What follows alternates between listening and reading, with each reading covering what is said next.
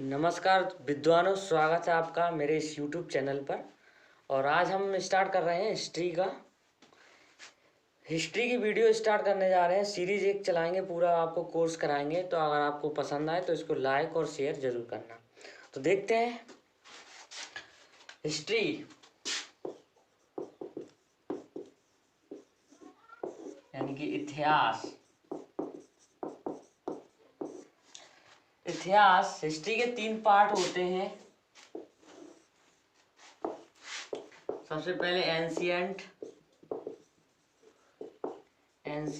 History, इसको हिंदी में कहते हैं प्राचीन इतिहास। नंबर 2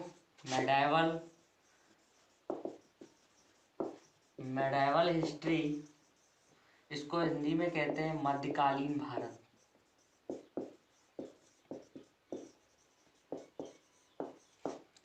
और तीसरा है आपका मॉडर्न हिस्ट्री।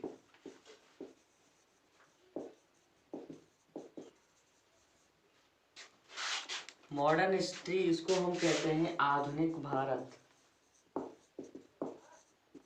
आधुनिक इतिहास। तो विद्वानों, सबसे पहले हम शुरू करते हैं हिस्ट्री का। मॉडर्न हिस्ट्री हम पहले पढ़ेंगे। तो सबसे पहले देखते हैं मॉडर्न हिस्ट्री की शुरुआत करते हैं, देखते हैं। तो विद्वानों, हम शुरू करते हैं आज हिस्ट्री का पार्ट 1। तो मॉडर्न हिस्ट्री में सबसे पहले हम देखते हैं आधुनिक भारत में कि सबसे पहले कौन आया था। सबसे पहले हमारे भारत में जो आया था वो पुर्तगाली ईस्ट इंडिया कंपनी आई थी। सबसे पहले पुर्तगाली ईस्ट इंडिया कंपनी में प्रथम यूरोपीय कंपनी जो थी वो, उसका क्या उद्देश्य था, उसका क्या विचार थे, वो देखते हैं। तो प्रथम यूरोपीय कंपनी थी जो भारत में पहुंची थी, उसका मुख्य उद्देश्य था व्यापार करना और दूसरा उद्देश्य था धर्म परिवर्तन करना। तो जो पुर्तगाली ईस्ट इंडिया कंपनी से जो अंग्रेज आए थे, उन्होंने क्या कहा, पुर्तगाली थे, उन्होंने सबसे पहले भारत में व्यापार किया। दूसरा हमारे इंडिया में आकर भारत में आकर धर्म परिवर्तन कराया। यानी कि धर्म परिवर्तन करने का उनका कोई उद्देश्य था।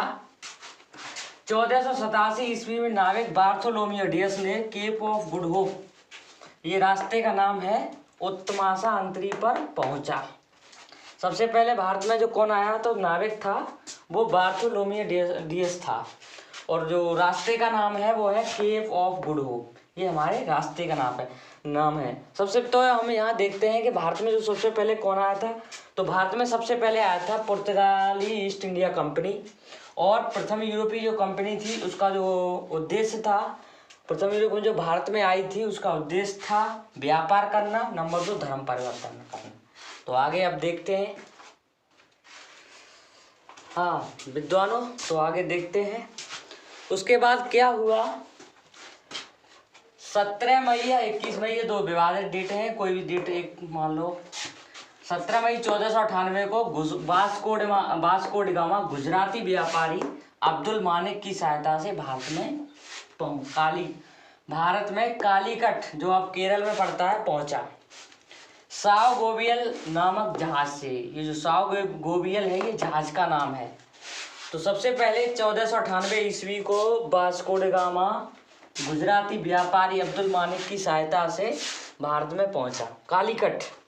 सबसे पहले वास्को डी गामा कौन पहुंचा, वास्को डी गामा कहाँ पहुंचा, कालीकट, केरल में। और साओ गोवियल, ये जो जहाज का नाम है, ये बहुत बार पूछा गया है, जहाज का नाम है साओ गोवियल नामक जहाज से। उस समय जमूरिन कालीकट का शासक था। जब Vasco D gamma Calicut Kerala पहुंचा तो जमूरिन कालीकट का शासक था। तो जब जमूरिन कालीकट का शासक था, तो सबसे पहले जो वास्को डी गामा का जो स्वागत है वो भी उसी ने किया। तो वास्को डी गामा का स्वागत पहली बार जमूरिन ने किया था। 1500 ईस्वी में पेड्रो अल्वारेज फेब्राल, जो 13 जहाजों का नेता है, वो भारत आया। 1502 ईस्वी में वास्को डी गामा दूसरी बार भारत आया था। ये पूछा गया विद्वानों। तो सबसे पहले इस हमने इम्पोर्टेंट यही सीखा है इसमें कि 17 मई या 21 मई, एक मान लो कोई डेट पूछ, दोनों सही हैं, विवादित हैं। 21 मई 1498 ईस्वी को वास्को ड गामा गुजराती व्यापारी अब्दुल मानिक की सहायता से भारत में पहुंचा। कालीकट सबसे पहले, जो अब केरल में पड़ता है, साव गोवियल नामक जहाज से पहुंचा था। ठीक। दूसरा, उस समय जमूरिन कालीकट का शासक था। वास्को ड गामा का जो स्वागत पहली बार वो जमूरिन ने किया था। 1500 ईस्वी में पेड्रो अल्वारेज फेब्राल 13 जहाजों का नेता भारत आया। 1502 ईस्वी में वास्को ड गामा दूसरी बार भारत आया था। तो इसको आप लिख सकते हैं, नोट कर लो, मैं आपको टाइम दे रहा हूँ, इसको आप नोट कर सकते हो।